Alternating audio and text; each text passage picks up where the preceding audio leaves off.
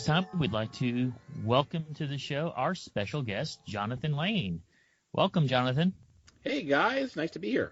Well, we have to tell you that we've been following your blog for some time now. We are big fans of Star Trek independent productions. We've been to numerous sets, numerous studios. We have financially supported many of them.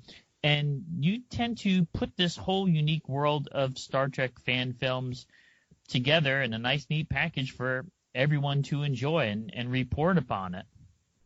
It's a living. I make roughly 72 cents a day in online advertising, so woohoo! That's great. You make something. But obviously it's a labor of love. So tell us, where'd you grow up and how did you get into Trek? All right. Well, I'm 53 years old, so I was born about 2 days before the episode Arena aired in 1967. I grew up in New York City, went to school at Cornell, came back to New York, lived there until a couple of years after graduating from both college and then an associate program in graphic design, and then moved out to Los Angeles in 1993, where I live currently. As to how I got into Star Trek, for a lot of kids my age, a lot of people my age, basically, I was just watching it, since I was a kid. I think my father used to have it on at home during the 1970s. It was on at 6 o'clock, and so I could, take my dinner into my room and watch Star Trek. Channel 11, right? 11 Alive. WPIX TV, New York, yes. Absolutely. I watch it the same channel. 11 Alive. Oh, but you're saying, if you grew up in that era, that's really Star Trek was on reruns a lot. Not only dinner time, but it was late at night. Somehow, some way, if you're into science fiction, Star Trek was going to cross your path. Yeah, I mean, it was inevitable. Yeah, I mean, in the 1970s, you had basically 6 channels that you could watch. I didn't want to watch the news. I didn't want to watch PBS. And, there was either the rerun of I Love Lucy on Channel 5 or there was Star Trek. And as much as I love Lucy and Ricky and Fred and Ethel, Spock and McCoy and Kirk and Scotty were always going to win. But I just, I watched Star Trek over and over and over again. The days before VCR and streaming TV. Kids, we used to actually only be able to watch a show once. But I watched them over and over again in reruns. I memorized episodes. I learned to identify the episode from the star date at the beginning. I was like, oh, this is Devil in the Dark. I would always, it was just, it was just so much fun to immerse myself in it. And at that point, there was only 79 Star Trek episodes, so it was easy to watch them over and over and over again. I mean, now there's, I think, upwards of 700 hours of Star Trek. If you wanted to start watching it now, you never had before, you could start on January 1st and finish sometime in March. Totally. I know that there is so much out there now. Accessing library computer data. Hi, this is Nick Cook. I've been making Star Trek fan films with my friends in Scotland since about 2003. That's a long time to be making these things. We were pretty rough when we started, but I'd like to think we've gotten better in all that time. You can find us online at starshipintrepid.net and on YouTube. So Jonathan, how long have you been involved in the Star Trek fan film world? Well, the first time I ever did a Star Trek fan film was in 1999. When I moved out to Southern California, I joined a local Star Trek fan club, the USS Angeles. It was a chapter of the international Star Trek fan organization called Starfleet. I've been a Starfleet member back in New York City for many, many years. So it's just nice to have a chapter out here. And that chapter in the late 1990s had a young, aspiring filmmaker by the name of Rob Cave, still in high school at the time, but he had Lightwave 3D, and he was, looking to break into Hollywood and be a special effects person and or a director. I mean, he had all these wonderful aspirations, and he was also a Trekkie, and so he and a couple of members of the club wrote a script called Voyages of the USS Angeles. How about that for a creative title? And every member of the club, regardless of size or shape, or age was welcome to be in it. So we had young people, we had old people, we had kids. My shape was pretty well circular at that point. So I was in it. I actually had a very interesting set of scenes. I had a girlfriend at the time who was also part of the club, and so the script called for us to get stuck in the turbo lift. And there was a lot of scenes of me just kind of flirting with her, and then the two of us just kind of making out. It would just cut to us for like another 10 seconds or so, and you just basically, see us getting more and more hot and heavy, and then it would go back to the rest of the plot. It was kind of funny. I watch it now and I cringe. But I think that some of the scriptwriters were just intrigued that there would be a fan in the club with a girlfriend. Well, it sounds like a lot of fun. It was a lot of fun. And then the Angelus went on to film, I think, like 4 more episodes, short ones. We went to some of the filming locations that Star Trek had gone to, like in the Angeles National Forest, and we filmed a few episodes there. And then the Voyages of the USS Angeles sort of went off into not happening anymore, but Rob continued doing it independently and started a fan film group that was ultimately called Star Trek Hidden Frontier, and he did that for another like 10 years and created, I think, 70 episodes of not only Hidden Frontier, but another fan spin-off called Odyssey, and one called The Helena Files, and then Federation 1, I think it was. He just kept making them until he was just done. But, that was 1999, 2000, when fan films were, still, I wouldn't say they were in their infancy, because Star Trek fan films have existed literally since Star Trek was still on the air in the 1960s. But it wasn't until the late 1990s that you could make the visual effects on your own computers. You could buy a reasonably inexpensive camera. You could edit the stuff together. So by the late 1990s, there were a lot of folks who were taking Star Trek fan fiction to the next natural level, which is, okay, instead of just, writing my fan fiction story, I'm going to create my own fan film. And that's, how things really, in my opinion, the modern age of fan film, Star Trek and others, really started in probably about 1997.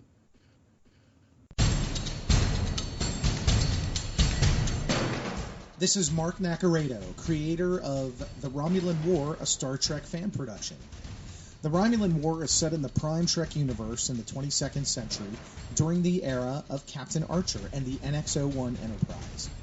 Our film covers the war between Earth and the Romulan Empire, the key historical event which leads to the creation of the United Federation of Planets. The film will be released in the spring, but we already have some short chapters of our story posted on our YouTube page. For complete info on our film and all the other story content, visit our website at www.theromulanwar.com. Jolan True.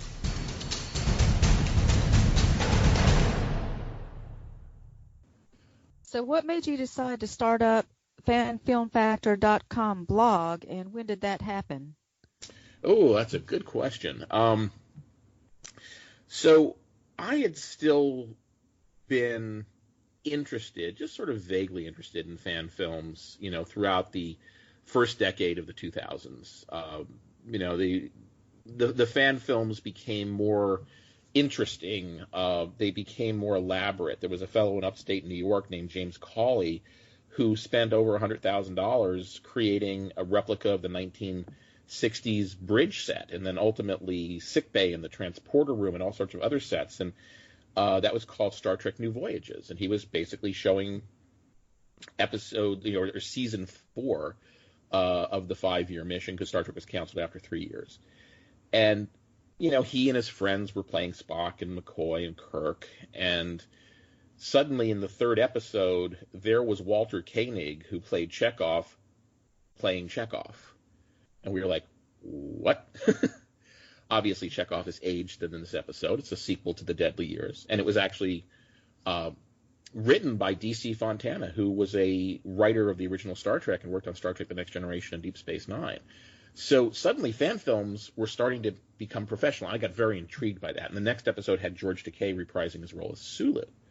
So by the time we hit 2014, fan films had become very impressive, very professional. We had already no doubt about it. It was unbelievable. I remember downloading 10-minute segments of that, and I just leave it, and then before I went to bed, and the next morning wake up, piece it together. It was amazing. It took it really to another level. It did, and by the time you had 2006 coming around, you had YouTube, and suddenly you didn't have to download this in pieces. You could just go to YouTube and watch the stuff. But Star Trek New Voyages was followed up by Starship Exeter and Starship Farragut.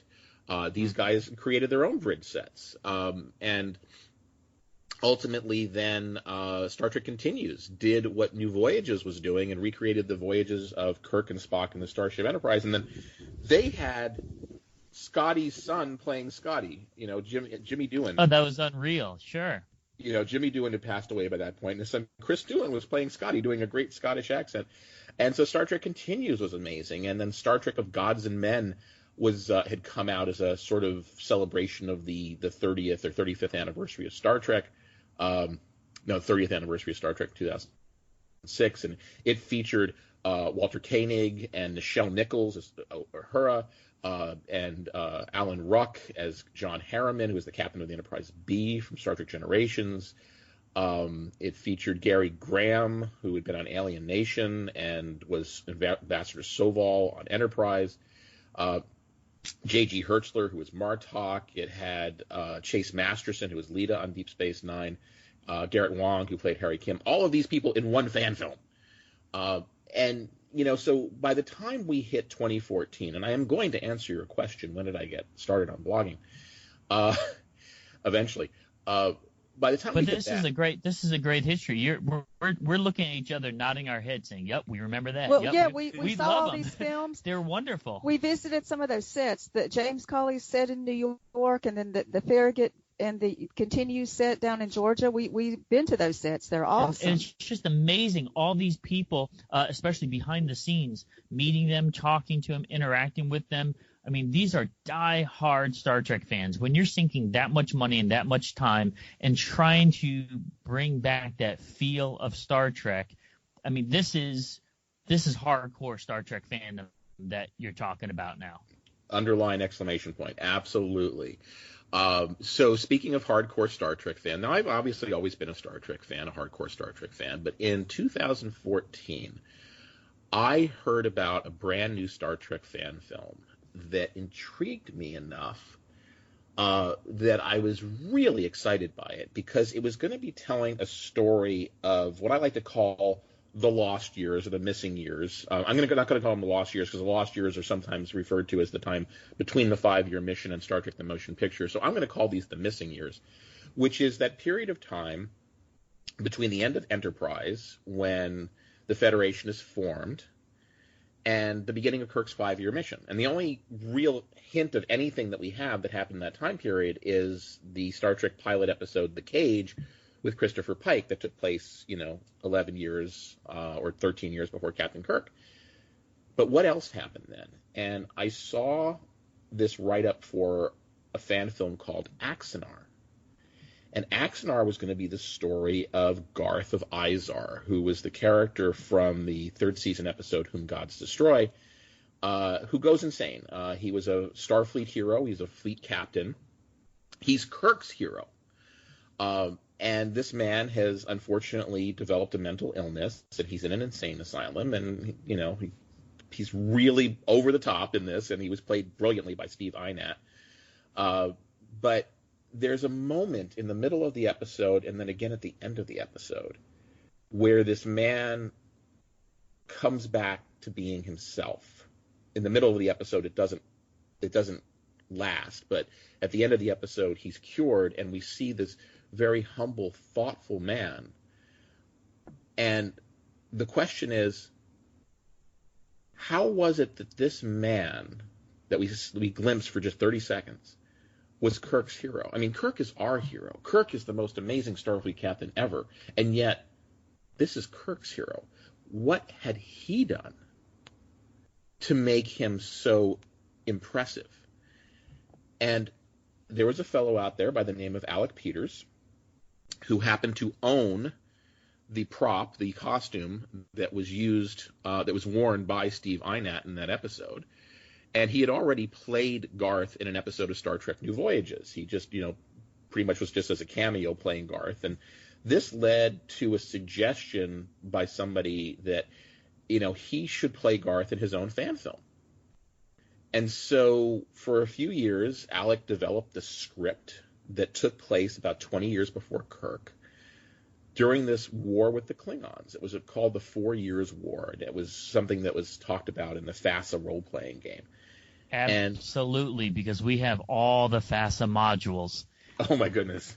And when that was announced, 2014 at DragonCon, we were like, oh, my God, this guy's awesome. We got to meet him. We're like, who loves, FASA stuff more so than fans who grew up in that era?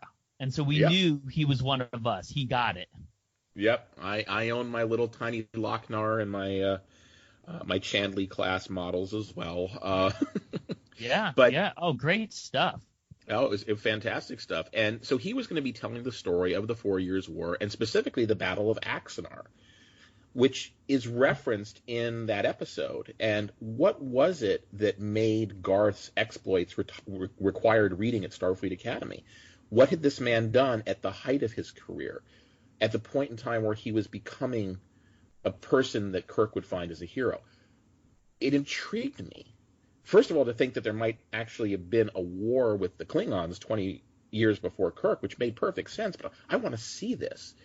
And then I saw some of the ship designs, and the ship designs were sort of this natural evolution between the Kelvin, which I'm sorry for some of you folks, the Kelvin is canon, unfortunately. When Nero came back in time, that's when things changed, but the Kelvin was already there. So Kelvin is canon, which means that somewhere between Kelvin and Enterprise, the design approach changed.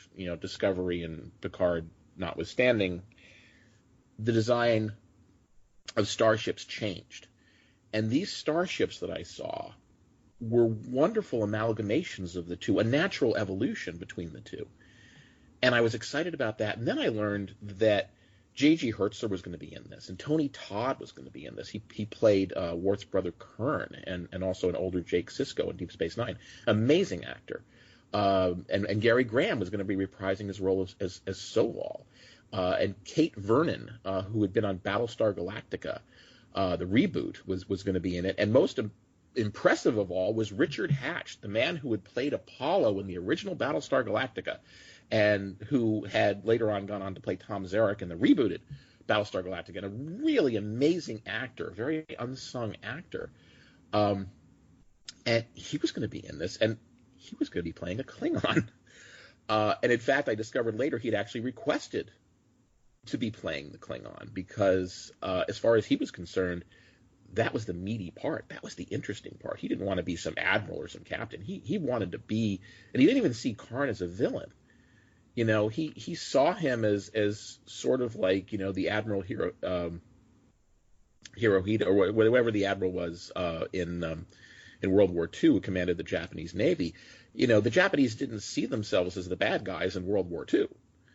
We did. The Klingons don't see themselves as the bad guys either. But this was all intriguing to me. So in early 2014, I reached out to Alec Peters. I had, by that point, become a vice admiral in Starfleet, the fan club, and I had been the communications chief of communications for a few years up until 2010. But I still knew the folks in charge, and I thought, maybe Starfleet could do some kind of partnership with Axanar to be like an official fan club of it or something like that. And so this led me to seek out Alec Peters, and I sent him an email, and he said, "Do me a favor, give me a call."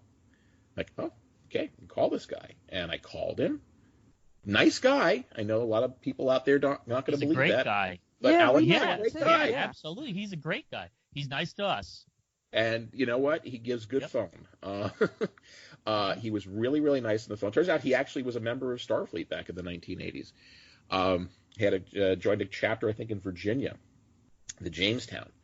Anyway, so yeah, he was fine, partnering up with Starfleet, and he continued to be in contact with me and me with him over the course of the next few months. Because I was local, they were setting up a studio up in they didn't do that until the following year in Valencia, but they were setting up stuff, and I was local enough, so when it came time to pack up perks, initially I think that was like July or August of 2014 from the first crowdfunder. I went and volunteered for a day. It was cool, it's a lot of work actually, because it was like thousands of donors at that point. But they made Prelude to Axanar. They spent a weekend filming. They raised $111,000. And guess what? You got our money. We love it. We love our patches. We love our Blu-ray. I mean, you were packing up perks, and it's there. Every perk that we ever received is beautiful. It's fantastic. Yeah, they also have very good perks. I mean, I've got all the patches. And the product of Prelude to Axanar is what we envision as what would take place 10 years before the era of Kirk. The ships look like they should. The uniforms look like they should. It's a seamless timeline that he's created. Yeah. It was an amazing fan film that was always intended to be a proof of concept. This is what we can do with This is what we can do with $100,000. Give us $1 million, and we will make you a full 90-minute feature-length film. We will give you your first new Star Trek, other than whatever J.J. Abrams has been giving you, since Star Trek Enterprise was canceled back in 2005. Because at this point, we had no idea Star Trek was coming back to television. With Prelude out there, they began raising money for the main project, and Alec was able to raise through two different Kickstarters, actually a Kickstarter and an Indiegogo. He was able to raise upwards of $1.2 million. And there was some other crowdfunding that may have put that up to about 1.4, maybe 1.5. I'm not sure what the exact number is. Some folks have estimated it was over 2 million. No, it wasn't over 2 million. There's no way.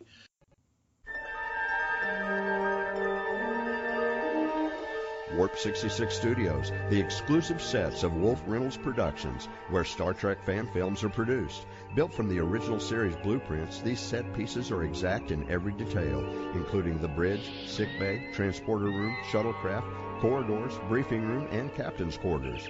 These are working film sets, and you can see them in action by watching the many fan films that have been produced at Warp 66 Studios. To watch, go to thefederationfiles.com. On Facebook, search Warp 66. Warp 66 Studios and the Federation Files, where the other Star Trek original series stories are told.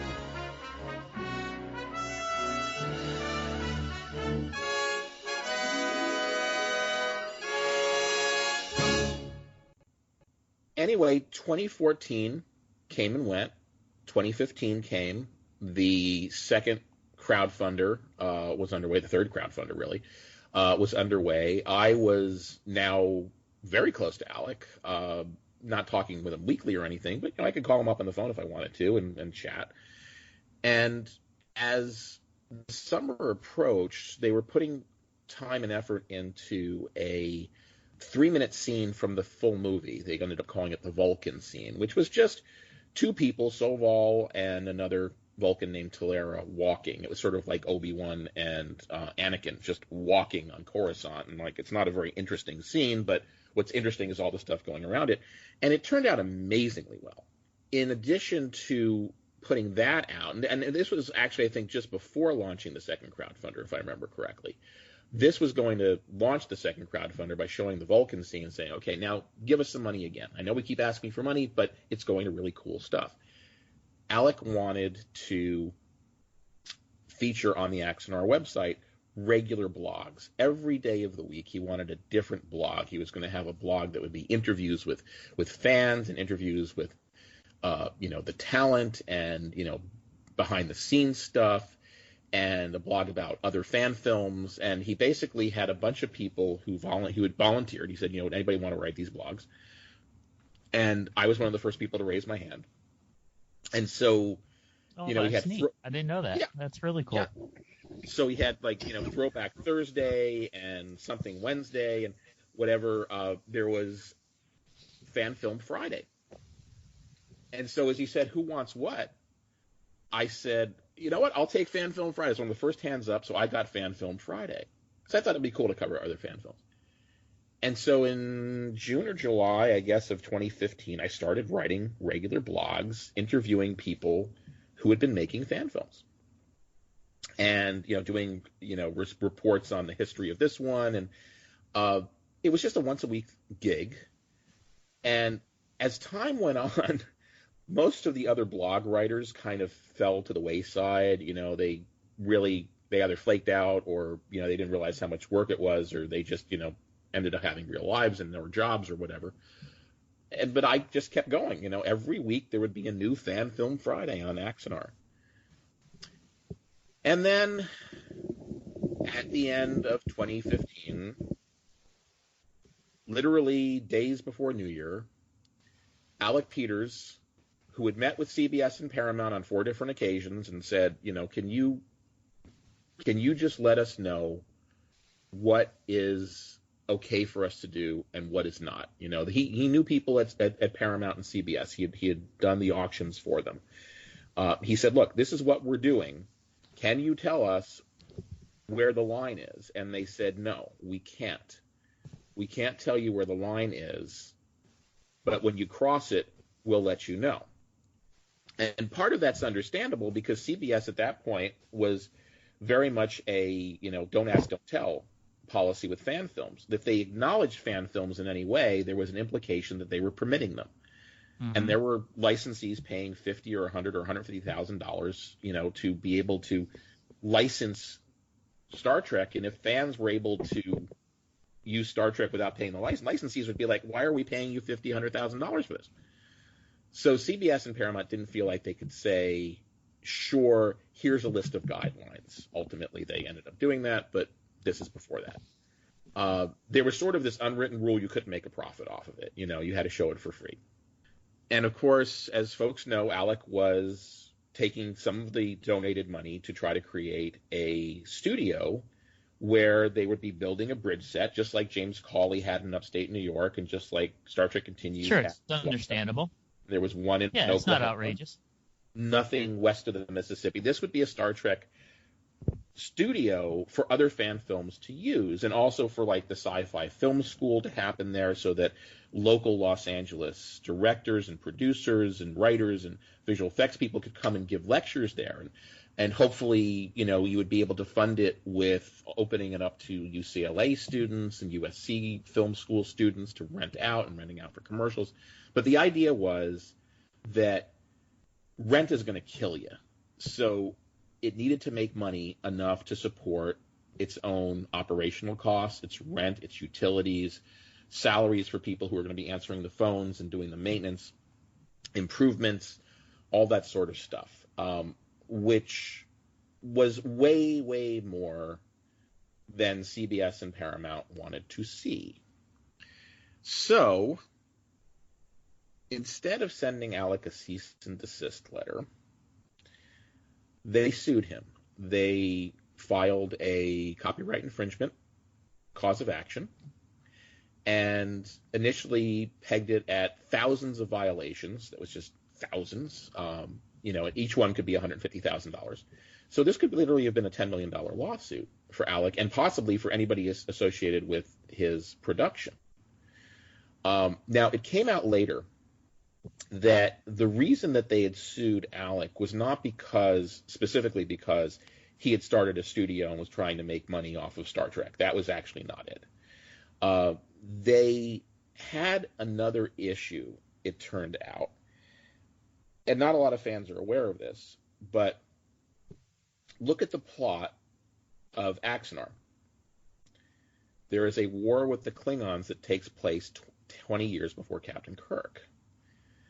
At the time, heading into 2016, CBS had just decided to augment their CBS All Access lineup by resurrecting Star Trek as a new subscription-based television show called Star Trek Discovery, which was coincidentally going to be about a war with the Klingons that took place 10 years before Captain Kirk.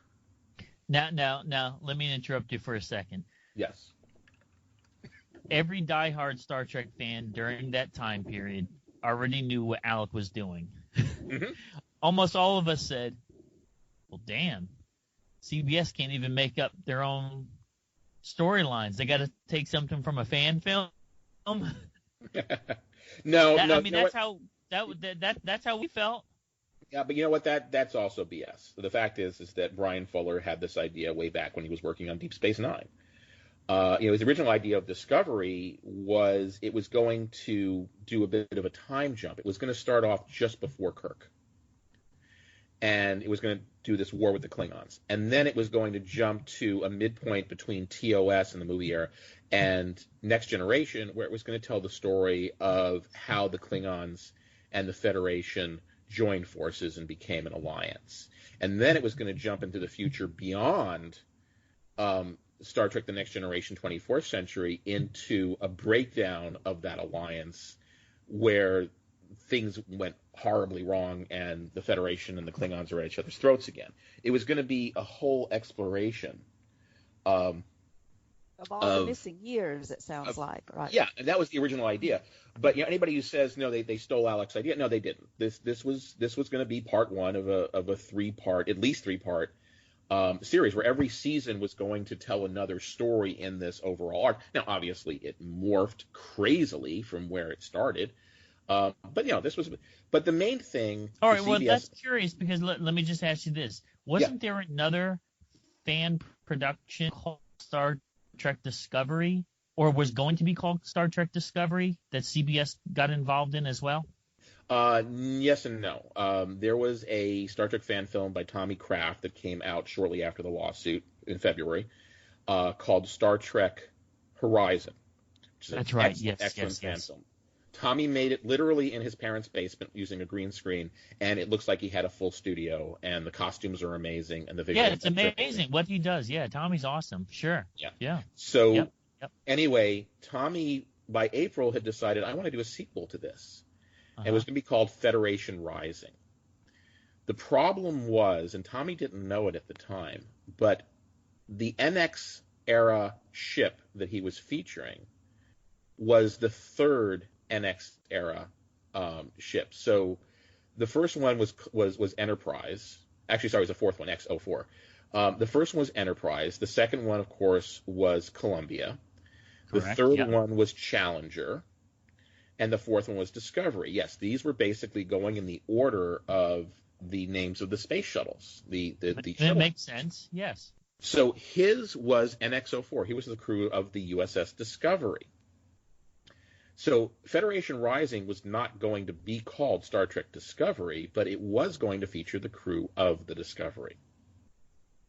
And they basically tapped him on the shoulder because he was about to try to raise $250,000 for it, and they said, please don't. This would be bad. Dogs and cats sleeping together, chaos like you wouldn't believe. So he took that down, and Tommy has not made another Star Trek fan film since, unfortunately. But what CBS, it turns out, was really concerned about was that having now seen the Vulcan scene and also having seen Horizon, they were concerned not that Axanar was better. They never, ever thought it was better. Please don't think that. It's not true. But it was very, very good. The quality level was good enough to potentially be confusion in the marketplace, is the term. Well, he actually had some professionals do like the cinematography on it, right? Alec was entirely professional production. He had a professional director. He had professional makeup people.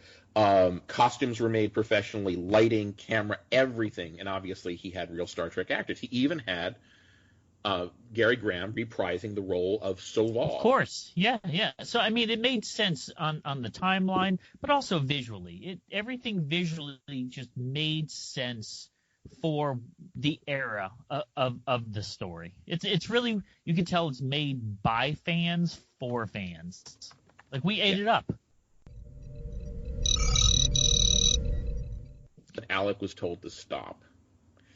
Well, not only told to stop, he was basically sued, and they tried to force him to stop, was because somebody who had known that the new CBS All Access Star Trek series was going to be about this war with the Klingons that took place before Captain Kirk might turn to YouTube, see this quality fan film, and confuse it, and think, oh, you know what, I don't need to pay $6 a month to these CBS guys. Here it is. Let me watch it.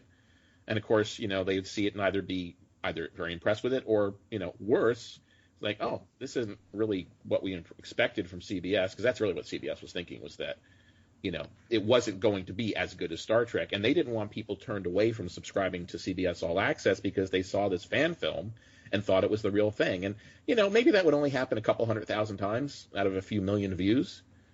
But a couple 100,000 times, that's $600,000, and that's per month.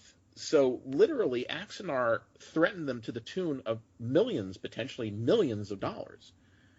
So why did Alec Peters get sued as opposed to just getting a cease and desist or anything like that? They needed to shut it down, and shut it down hard.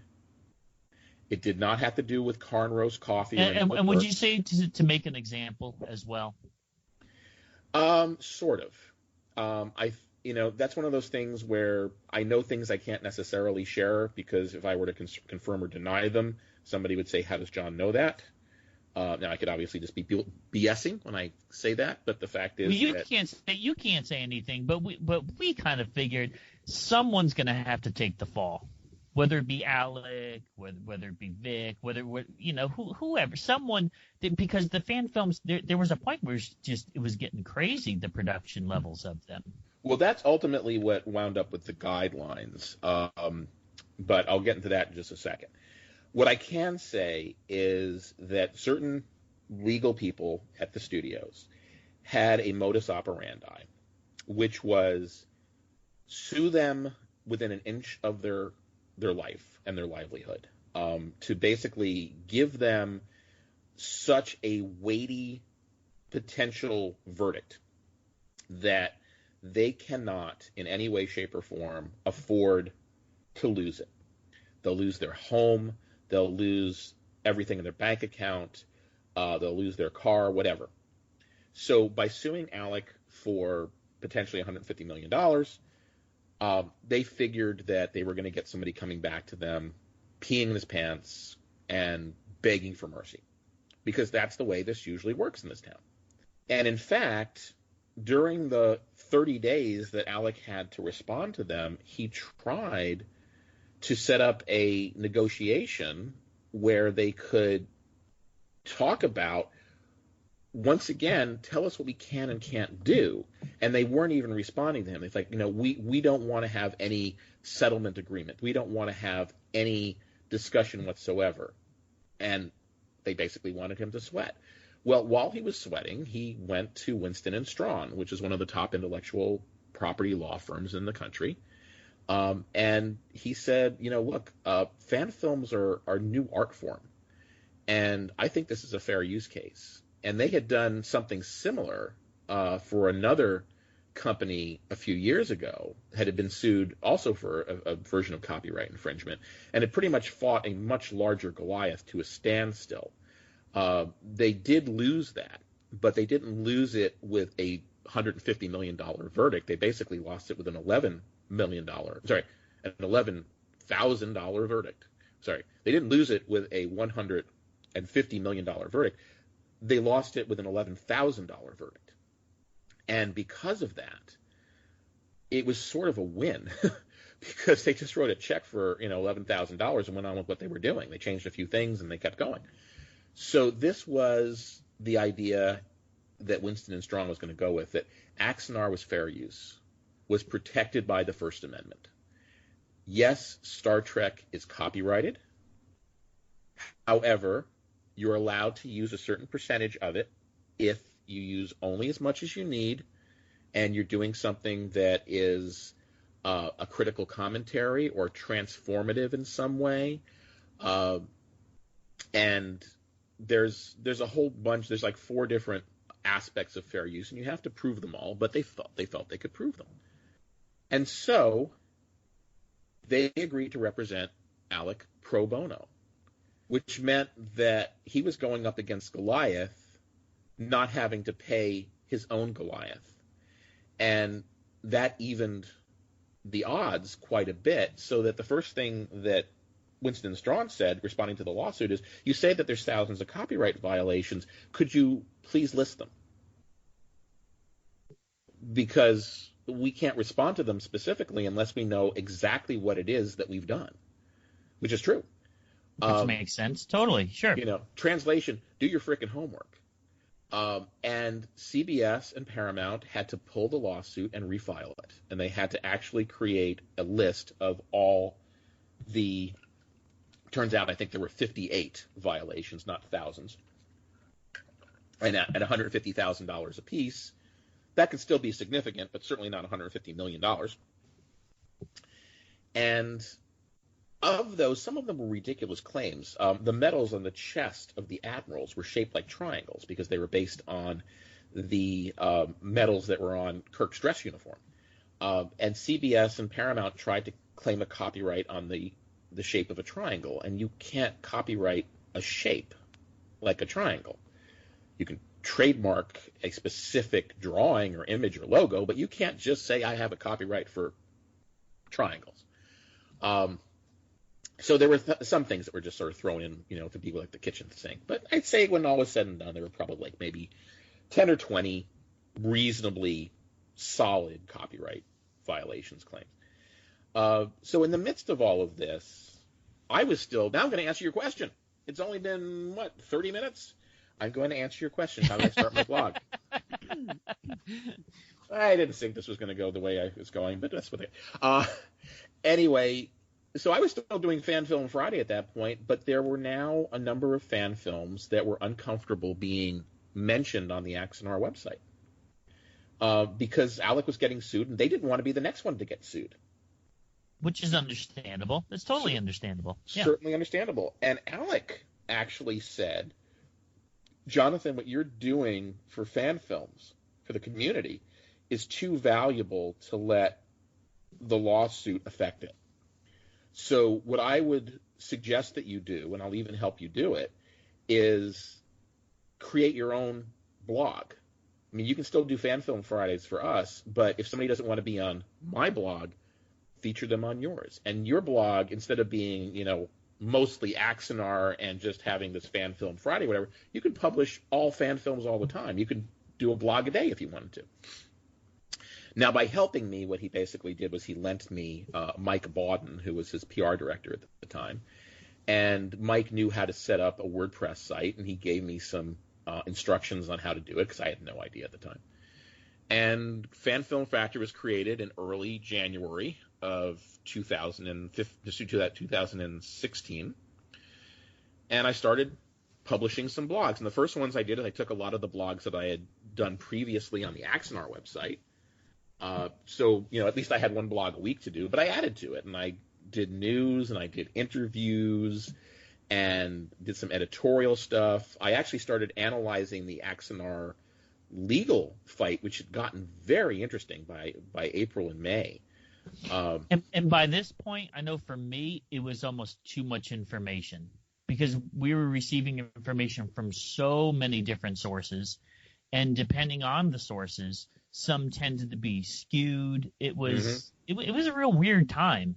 Well, with the internet, you have automatic or instant access to all this information, and a lot of it was really just opinions too. Absolutely, it was. Sure. Yeah, it was skewed. And in some cases, mine was just opinions. And in some cases, mine was to just explain certain things and to say that, no, this is not what this means, and this is not what happened. And a lot of people just called me a shill for Alec Peters. And the fact of the matter is that, I was certainly supportive of Axanar. But what I was presenting was, at least in my mind, accurate information. as accurate as I could find.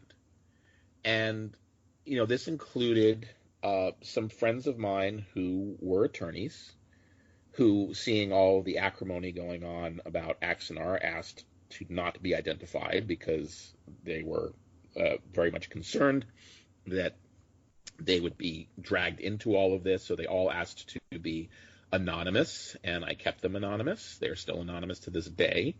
But they gave me interpretations of what was going on, and explanations. So I was trying to provide a layman's explanation of things that were happening in the lawsuit, just so people would understand. I can't begin to tell you how many times I explained fair use on Fan Film Factor. But at the same time, I was covering Star Trek Continues and Farragut and Star Trek Renegades, and when the fan film guidelines came out, that was a huge thing. I was one of the people to lead the rebellion against the fan film guidelines. I created a group called Small Access. The idea was, instead of protesting it with a petition or a threat of we're just going to boycott, because nobody's going to believe you're going to boycott. What I did was I had the idea to suggest to people that they watch Discovery in groups and have a designated subscriber who paid the $6 a month, and maybe 5 or 6 people go over to their home every week. And the other people buy pizza, so it all comes out in the end. But by having 5 or 6 people in one living room on one subscription, which is nothing illegal about that, you turn $36 a month into $6 a month. And that was the sort of soft boycott. It wasn't a boycott. They wouldn't believe we weren't going to watch the new show.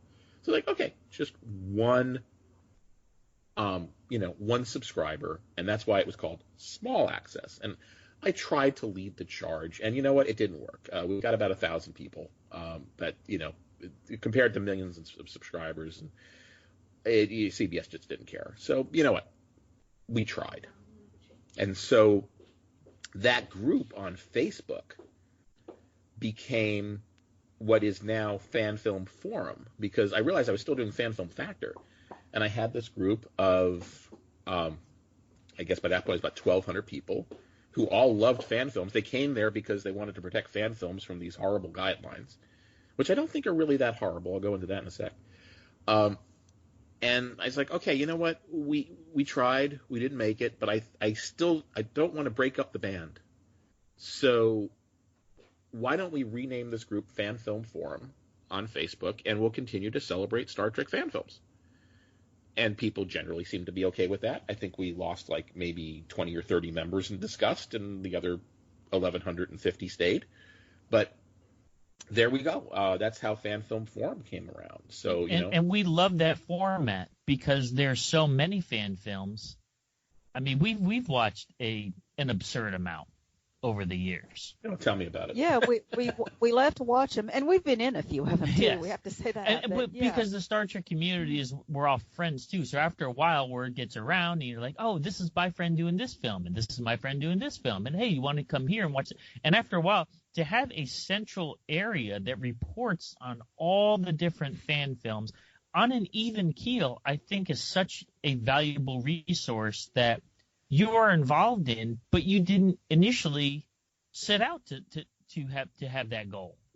Yeah, no, I mean, the idea was I grew to love Star Trek fan films, and I like to joke that I have a prime directive on Fan Film Factor, which has 2 rules.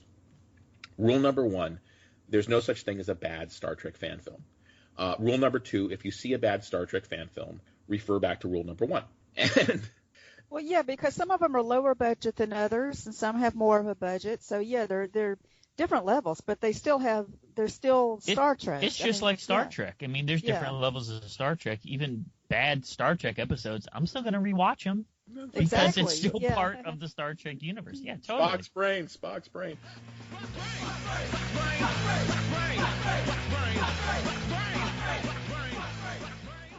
But yeah, and the thing is that the fans are trying, and sometimes they don't fit their uniforms, or their uniforms are a little too small for them, or they're a little too big for their uniforms, or they aren't really using real sets, or they're using a camera phone, or you can't really hear the line because the wind is blowing. I understand all this. But, when you watch it with that open mind. If you're just watching it to criticize it, don't bother. There's other things to keep you busy on YouTube. This isn't a Mystery Science Theater 3000 situation. These fan films are fans with heart, with dedication, who love Star Trek, who are just trying to say, Yep. Me too. I would like to be part of this. I'd like to play a little bit in this sandbox. Do you enjoy your Star Trek with lots of action, intrigue, and excitement? This is Joe Cepeda, and if you answered yes, then check out our production, Nature's Hunger, on YouTube. It's classic era, made by fans, for fans. Check us out. Let me transition very quickly into the guidelines, because I know that some people are going to say, John said the guidelines aren't that bad of a thing. I'm frustrated. Let me just say this. Yeah. One of the guidelines that some have felt that's very restrictive is the time frame. Yeah. 15 minutes or so. Well, hello, guess what? Short Treks is following that guideline. Yeah. And actually, I like a lot of the fan films that are 15 minutes or under more than I like the short Treks. Well, you know what? I obviously, with my Prime Directive in mind, there are some fan films out there that were a little bit too indulgent with some of their long speeches. There was one I watched last summer and it did follow the guidelines, but there was a scene in the briefing room that lasted for 6.5 minutes. And I'm sorry, but 6.5 minutes is a little bit too long to be discussing exposition. But it's, once again, there's no such thing as a bad Star Trek fan film. But it is nice to be able to now force them to do things a little faster. And, I was interviewing a fellow the other day who said, if you watch The Twilight Zone, the majority of Twilight Zone episodes were 30 minutes long, and were actually not even 30 minutes long because they had commercials. They were correct. The fourth season was the hour-long ones, and guess what? The fourth season wasn't that good. Yeah, they had to stretch those things out, but that's right. But if you watch any Twilight Zone, it was tight storytelling. Yes. And they did that in less than 2 15-minute parts. So if you can't tell your fan film story in 2 15-minute parts, sorry. And honestly, it doesn't have to be 15. I've seen some fan films that are 16 minutes and 17 minutes. I mean, CBS just doesn't want you to produce an hour-long or 2-hour-long or 90-minute-long Star Trek thing that could be mistaken for Star Trek, using professional people. So, you also have the $50,000 crowdfunding limit. The days of raising $1.2 million are over. I am sorry. But you know what I have to say is that there's so many things that the original Star Trek series benefited from by having budgetary limitations. Mm-hmm. And it forced a different type of storytelling.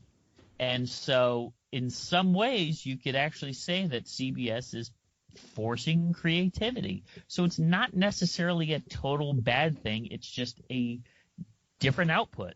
Yeah, and the thing about the guidelines is most of them are not that onerous.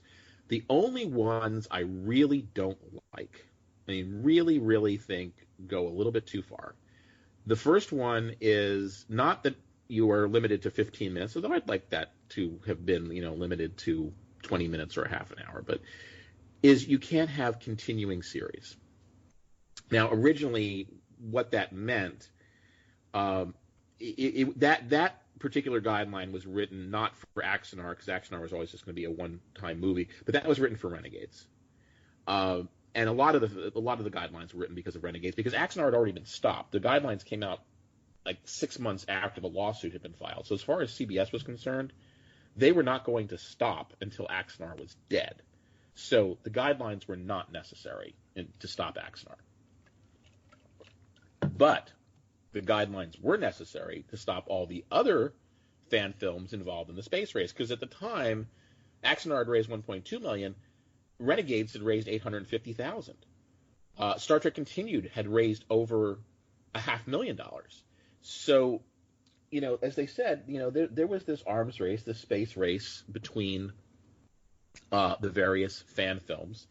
And, CBS had these visions of a $5 million crowdfunded Star Trek fan film and a $10 million crowd. How long until a $100 million Star Trek main feature film was done by fans?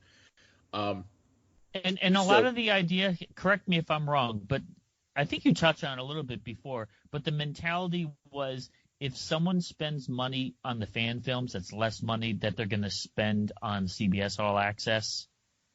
Is that part of the mentality? Well, if they spend money on you mean making the fan film? No. If we as fans, if we donate to the fan film, that's less money we can spend on CBS All Access.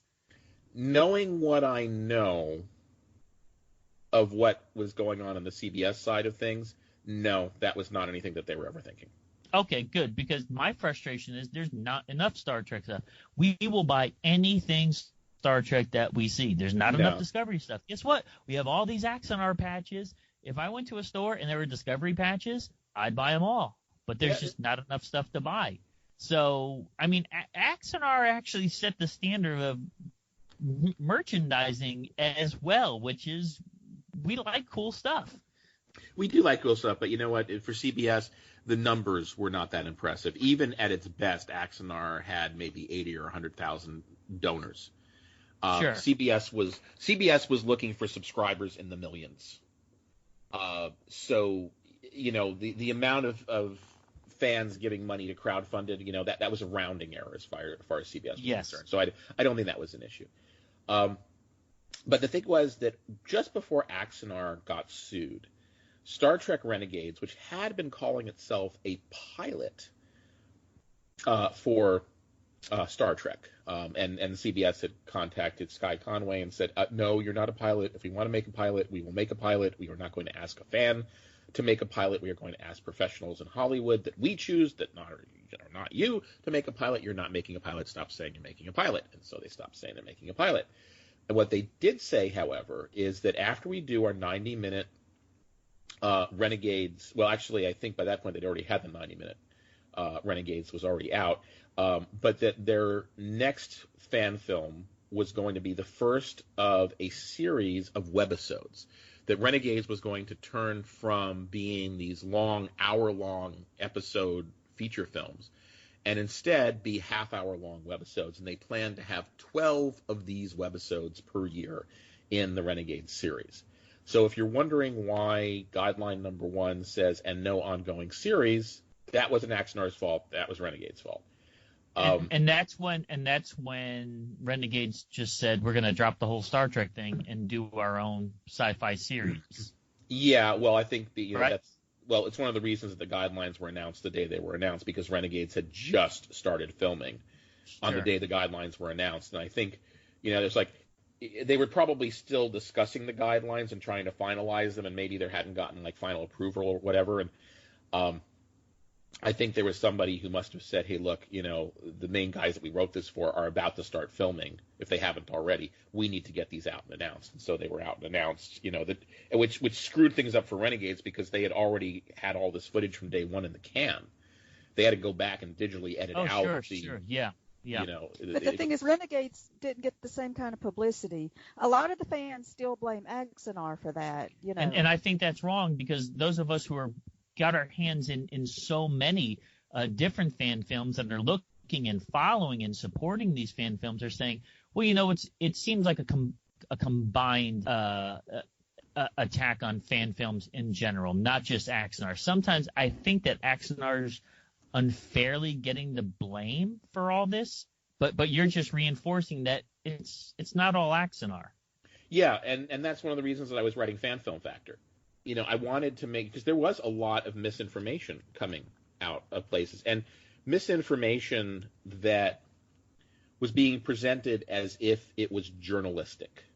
There were sites out there that were, pretending to be some kind of news source, and were being written by people who believe themselves to be journalists and had at one point in their life been a journalist. Wrote very journalistically, but the thing is that if you're a journalist, you don't just cover the parts of the news that are negative about something. You have to cover everything. But back then, the idea was that, journalists create something that's a little bit more fair. I never pretended to be a journalist. I'm a blogger. And this other person was also a blogger. But because it was being presented as, these are the facts, and, using a lot of actual facts in this with a lot of very colorful and manipulative adjectives behind them or in front of them that were very manipulative. And it was just one of those things where I felt like, if this is happening on the other side, somebody has to be out there balancing. And of course, I'm a decent writer, just like this other fellow. I could explain stuff in the other direction. I believe that, had Fan Film Factor not been there might be nobody out there being able to correct the record on Axanar other than Alec Peters, who was just, so easily discounted and dismissed because obviously he's going to, take his own side. So I felt as the years went on, it's very important to stand by my friend. Alec has always been very loyal to me. He's very loyal to most of his friends. All the friends that I know of, he, with the exception of certain ones who basically, stormed off and decided to be an absolute schmuck to him, in which case he's a schmuck back, which I wish he would just learn to turn the other cheek. It's not that I agree with everything Alec does, but, I understand how it can feel when a whole bunch of people are, shooting darts at your face in the middle of the night.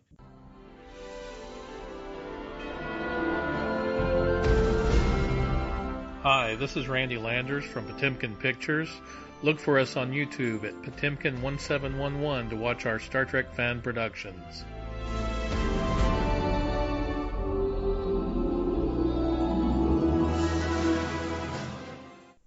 So let's get back to your blog, because we're always looking forward to more content from Fan Film Factor. What can we expect in the future? Oh, my goodness gracious. There's so much that is on its way out. When I say on its way out, coming out. That's exciting. Things are coming out all the time. You're going to get a Potemkin Pictures release, pretty much at least once a month. They try for 12 a year. And another very low-budget Star Trek fan series is Starship Antilles. So you got that. Starship Intrepid is releasing a bunch of new ones this coming year. So, those are the more low-budget ones. And then there are some medium-budget ones where they're trying to raise a little bit more money, and they have. Coming out very soon is the Romulan War. I think I talked about that. Mark Nacaredo. Oh, we're good friends of Mark, and that looks just fantastic. But, his looks amazing. He's got Samuel Cockings doing his visual effects. And Samuel is amazing just because he's like doing effects for like a dozen different Star Trek fan films at this point. Sure. But once Romulan War is going to be a lot like Prelude to Axanar. It's being done in a documentary style, and it's telling once again that unknown years of this is the Romulan War that started the Federation. So I'm really looking forward to that. In addition to that, First Frontier, which was supposed to come out last year, and First Frontier is the story of Captain Robert April, the first captain of the USS Enterprise, and his first mission.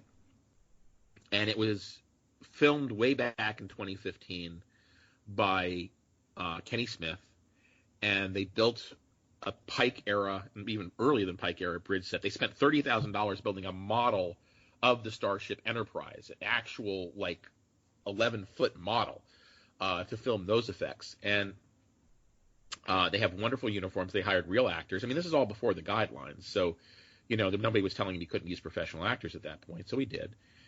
He's probably grandfathered in. But anyway, so First Frontier was supposed to come out last year on April 1st. You get it? Robert April, first captain. Oh, that's great. That's great. I made that suggestion to him.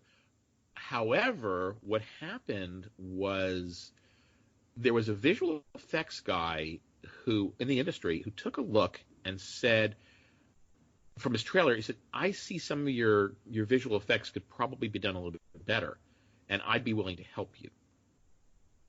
And the price was right because I don't even think he was going to charge for it. So Kenny was like, okay, I'll hold it. And several months went by, and I'm not sure how much of this I'm allowed to talk about, but the guy never delivered anything. So anyway, another fan film special effects person is looking to get involved with this, and this person is not flaky. I can't tell you who it is. I'm not sure I'm allowed to. But there will be visual effects done. Some of the effects that were already done of the real models will be kept. Some of them will be gotten rid of. But already there's a lot of there. There's a lot of meat. It's just with the visual effects the way they had been, it was sort of the opposite of many fan films. In a lot of cases, the fan film is not very well acted, and then you cut to the visual effects, and the visual effects are amazing. And then you get back to the actors. Like, this case, it's the opposite. The acting is really, really good. The lighting and all the sets, the story is great. And then you got to the visual effects, they were kind of blah. So when this finally comes out, and hopefully that'll be this year, First Frontier is going to be a must-see fan film. Obviously, Interlude and Axanar are supposed to come out this year. Interlude definitely will. Let's see. Oh, one that I am incredibly excited about, and they're going to be crowdfunding very, very, very soon, is coming out of the Czech Republic. And it's a fan film called Squadron. And they are crowdfunding, or trying to crowdfund $15,000. They've actually already shot it. What they're trying to do is they're trying to get money for post-production costs. And one of the things they want to do is to actually hire voiceover actors. And they might be able to do it cheaply, but I don't know if they're going to work completely for free. But one of their stretch goals is, instead of just finishing their fan film and having you either have to speak Czech or read subtitles for 15 minutes or half an hour, they want to actually hire real voiceover actors to do a dub, like you're watching a good Godzilla movie, to put it into English for you. And unfortunately, they can't perform it in English because not a lot of them speak English well enough to do it, and their accents are very heavy. But the reason I'm so excited about this is it looks incredible. They have a 360-degree bridge set, 24th century. That's awesome. And it's not as elaborate as the Ares bridge set, but it looks amazing. And it's 360 degrees. Their uniforms look like they are straight out of Deep Space Nine. And speaking of Deep Space Nine, they have Jem'Hadar, Vorta, Vulcans. They have what looks like an Orion and an amazing Andorian. Now, Andorians you see all the time. Just get some blue makeup, put a white wig on them, and rubber glue some antennae to their forehead. Jem'Hadar, forget about it. You have not seen You have not seen a Jem'Hadar in a Star Trek fan film until now. Go to Fan Film Factor, look up, do a search for Squadron. You'll find it. It's going to be there close to the top. Scroll down to the photo of the Jem'Hadar. It's like watching Deep Space Nine. And they have a Vorta, and she is so sexy. And her makeup is amazing. So they've got amazing uniforms. They've got a 360-degree bridge set. It's going to take place during the Dominion War. And they just need $15,000 to get it all finished. And also to start building themselves some sets for their next fan film. Fantastic. So, yeah. And then I just interviewed their crowdfunding executive producer. His name is Jakub Holly, or Jacob to his friends. He's a nice guy. He is doing everything you should do with a crowdfunder, because this crowdfunder doesn't launch until mid to late February. But he started advertising all this in Christmas time, and then throughout the months of January and into February, he's releasing more and more images. He's on Fan Film Forum and a whole bunch of other Facebook groups, and he's making sure that the images of the Andorian and the Jem'Hadar and some of the behind-the-scenes stuff are going up to entice people. And when he finally launches the crowdfunder, people are going to be like, oh, I want to give you money because I'm so excited about this. Jakub has a whole bunch of stuff that he's planning on slowly releasing once the crowdfunder starts. He's going to be releasing behind the scenes information and images. He's got a 360-degree roll around of the bridge. He's got an Ask video. He's got all these other images. I've seen a lot of this stuff. Yeah, there's a lot to look forward to in the world of Star Trek fan films. But I know that there are other blogs and Facebook groups like yours.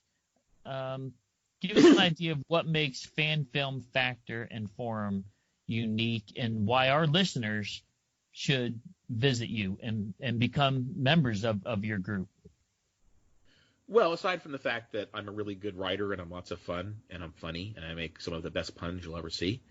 And also, by the way, read my reviews of Discovery and Star Trek Picard because those are they're spot on. Absolutely. And they have nothing to do with fan films, but it's my blog. I'll put whatever I want on it. I'll just throw in some jokes into some of those things that even I think is like, that was a really funny joke. But yeah, why should you go to Fan Film Factor? If you like fan films, especially Star Trek fan films, go to Fan Film Factor. If you don't like Star Trek fan films, then don't bother. You're not going to like it. But I tell people that you have to be a super hardcore Trek fan to appreciate this unique aspect of Trek fandom. Yeah, I mean, well, it's like back during the 1970s, there was fan fiction. Sure, absolutely, yes, and we collect all those too. Mm-hmm. It's just a fun outlet. Yeah, so it's just one of those things where, and some fan films are really, really, really good. I mean, they're actually worth watching. I mean, I rewatch episodes of Star Trek Continues because they are that good. Totally. I don't rewatch episodes of every Star Trek fan film, but there's some that I can watch over and over and over again. The stuff that Aaron Vanderklee was coming out with from Australia, all of his stuff.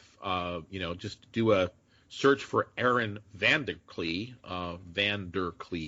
whatever. Just type in Aaron.